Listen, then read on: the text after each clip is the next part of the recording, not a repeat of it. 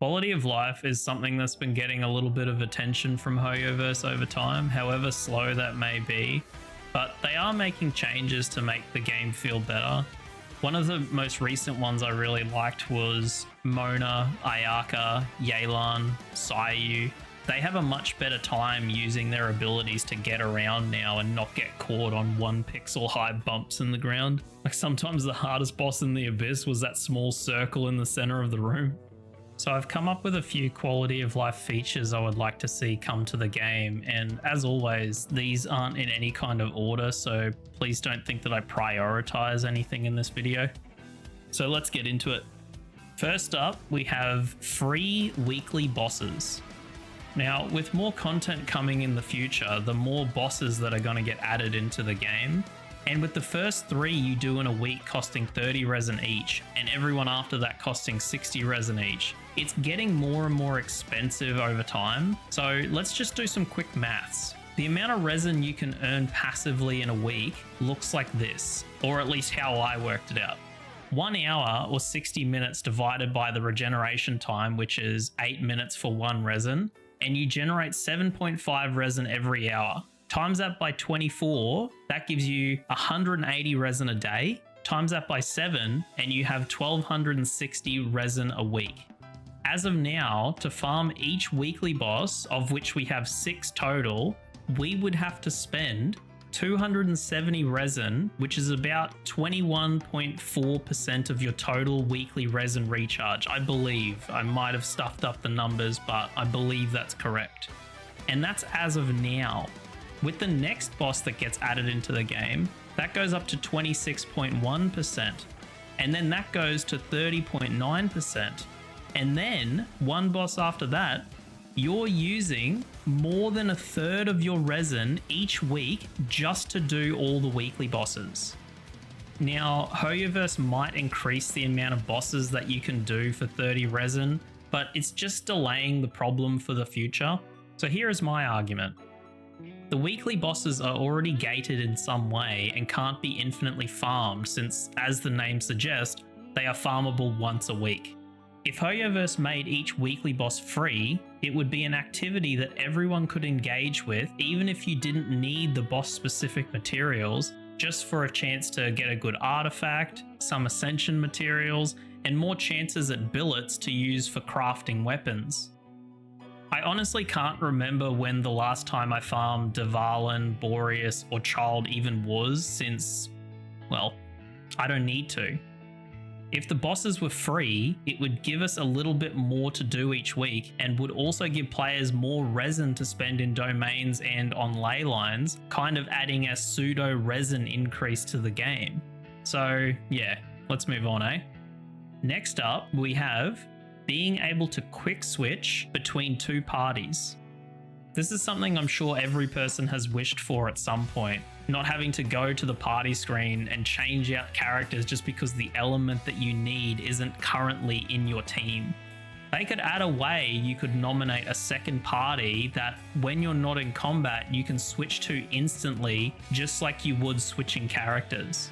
It would streamline exploring a bit, so puzzles especially could be done quicker. You could also have access to every element at the click of a button, depending on how you structure your team, of course. If you fill up both parties with just one element, then sorry mate, that's a you problem. Next up is everyone's favorite first world problem, the Constellation Toggle. So, imagine this. You're summoning on a banner, and the screen lights up with purple as you watch it fall from the sky, to reveal a Bennett. You think to yourself, that's his last constellation. I don't know what it does, but it's got to be good, right? So you race over to the constellation screen and you whack that bad boy on. And afterwards, you start to read about this new ability our boy Benny has and how broken he's going to be now that he's C6. Swords, claymores, and polearms inside Fantastic Voyage Radius gain 15% pyro damage bonus, yippee! And their weapons are infused with pyro. Wait, what does that mean? I'll tell you what that means, mate. You've just made your Benny less useful. Panic sets in. You try to remove it, but you can't. You go to Reddit to find answers, but you're just met with laughter. You message Big Daddy Hoyo, and the response you get is, "We've been discussing this question within the team and some other ideas similar to it. However, we don't have any new details to reveal at this time." Translation?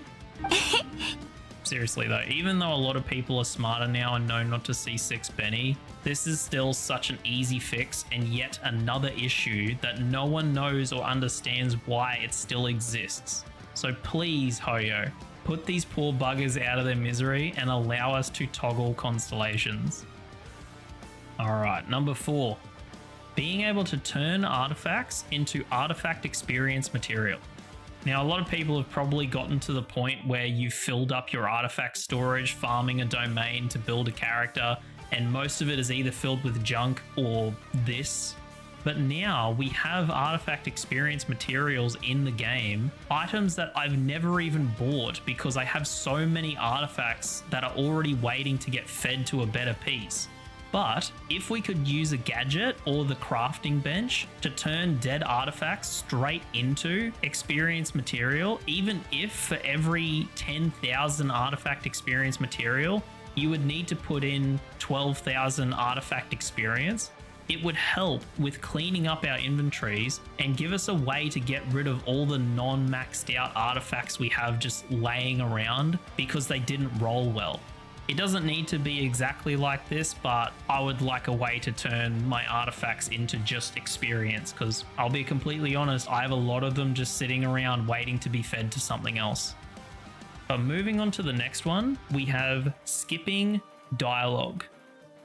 Now, I think this should be available for every single quest or activity, since there are people who don't want to have to sit through an entire dialogue of a quest line. But if anything, it should definitely be an option for non-voice quests, and at bare minimum, you should be able to skip dialogue you've already seen, like something in a daily commission. Probably not everyone is going to relate to this problem, but I'm sure a lot of people felt it when we were playing through the Aranara quest line.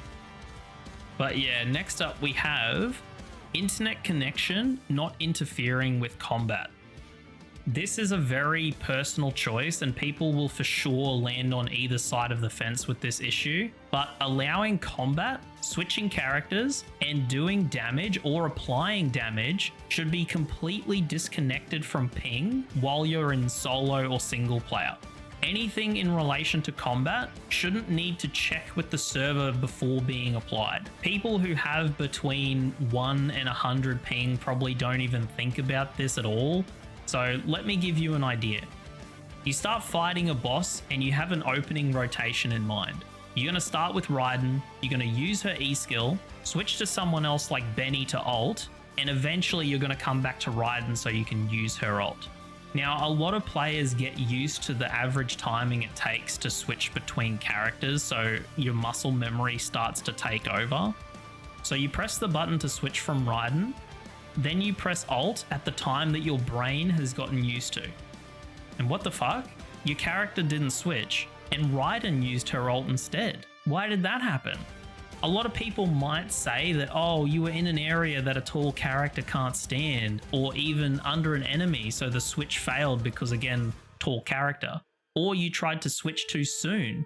But trust me, as someone who deals with 240 ping minimum on a daily basis, I can tell you that this can happen simply from a lag spike. And anyone who's had a long period connection issue, like you got disconnected from your network for 5 seconds, would probably know that switching characters, doing damage, taking damage, or even some artifact sets all stop working because they require you to communicate with the server to take effect. In co-op, this is absolutely fine, as there's really no other way around it, but when you're playing on your own in single player, this is completely unnecessary. Now, to be fair, I don't know if it being dealt with by the server helps mobile players be able to run the game better, but I don't imagine that it does, so this is just another bit of quality of life for anyone who travels a lot, has moved to a different country for whatever reason, or just has a worse connection. Yeah, that's my opinion on that. So next up we have weapon transmog or weapon skins. You might not see this as quality of life, but I can imagine a few people out there that have weapons that even though they perform the best on that character, they don't look the best. I'm someone that takes this to the extreme, like you can see with my child, where I will actively use a worse weapon if it looks like it really suits that character.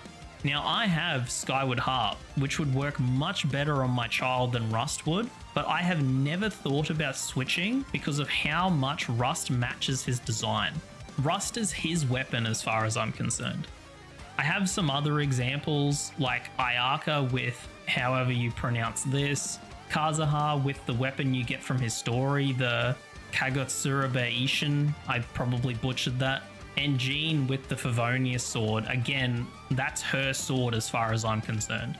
So if they added a way to use another weapon's appearance on top of whatever weapon you had equipped, you could get the best of both. The best weapon that you have access to with the appearance of another weapon that is maybe a little bit more stylish. You would of course have to own said weapon that you want to transmog to, and maybe even have to max it out to use its appearance. So it's not like there's really a downside for Hoyo if they add this in, and I just think it would be a cool idea. So yeah, that's all my examples, but I do have some honorable mentions. So first up, controller support for Android. No, they still don't have it, so please Hoyo, give our Android players a little bit of love. Number 2, being able to see the resin timer when using a controller. It's very easy to do on mouse and keyboard, it's very easy to do on mobile, but controller players have no way of seeing it. Number 3, being able to invite people to your world. I don't know why the only option is to request to join, because I would like to be able to invite a friend that I see online to join my world instead of requesting to join theirs. Number 4, Abyss quit out delay. The amount of times that I have been spamming the attack button and the final enemy dies, but I hit B one too many times and it instantly boots me out of the Abyss. Like, mate, just add a 1 second or a half a second delay before you can quit or continue. Players wouldn't even notice it. And lastly, any and all issues I don't know about that are still on PlayStation. I don't own a PlayStation, but I do know that the only players that get shafted more than them are the Switch players. So yeah, if you have any quality of life changes you would like to see come to Genshin, please feel free to leave them in the comments below. I read all of them, so if you want to be a legend and enjoyed the video, please leave a like. But that'll do it from me. So until next time, YouTube,